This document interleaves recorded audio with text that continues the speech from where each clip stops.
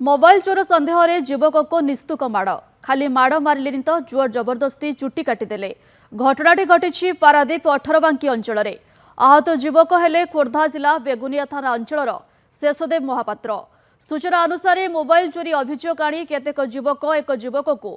Truck parking area रे बांधि रखी तार मुंडर चुट्टी को बलपूर्वक काटी देउछंती। माड़ मारिबा और चुट्टी काटिबा भिजुआल एवं सोशल मीडिया रे भाइराल हेबार लागिछि। ଏହି ଘଟଣାରେ पुलिस संपृक्त आक्रमणकारी 5 जन युवकों को गिरफ्त कर कोर्ट चालाण करने संबंध में आयोजित सांबादिक सम्मेलन में जगतसिंहपुर एसपी अंकित कुमार वर्मा सूचना देते। मोबाइल चोरी चोरी मत ड्राइवर आज्ञा से ड्राइवर भी आसनी से ड्राइवर चोरी आम मद पी झगड़ा दुई जन जाक कर झगड़ा नहीं तो देदेलु मोबाइल पुणी सब रिटर्न करदेलु ये आज्ञा लोकाल पिला आज्ञा बाड़ी बाड़ी कले के जन बाड़े 5 जन खंडे लोकल तुम जानी सब आज्ञा आसिक घटना रे जो 5-6 लोग जो माड़ मारी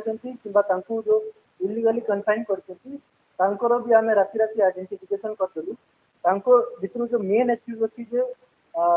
विक्टिम रो जो चोटीटा से मुंडन करथिला